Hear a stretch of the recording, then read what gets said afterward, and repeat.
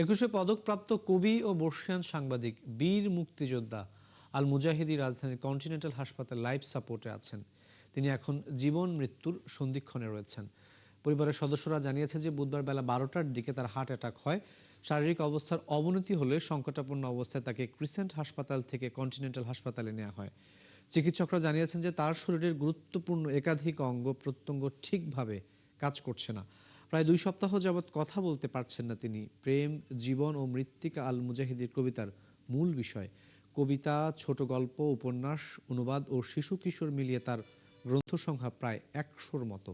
সাহিত্যে বিশেষ অবদানের জন্য তিনি 21শে পদক, জীবনানন্দ দাশ একাডেমি পুরস্কার, কবি জসীমউদ্দিন পুরস্কার, মাইকেল মধুসূদন একাডেমি পুরস্কার, শের বাংলা সংসদ পুরস্কার, বাসাসব কাব্যরত্ন পদক সহ বহু পুরস্কার পেয়েছেন। দৈনিক ইত্তেফাকে তিনি দীর্ঘদিন সাহিত্য সম্পাদক, জ্যেষ্ঠ সহকারী সম্পাদকের দায়িত্ব পালন করেন।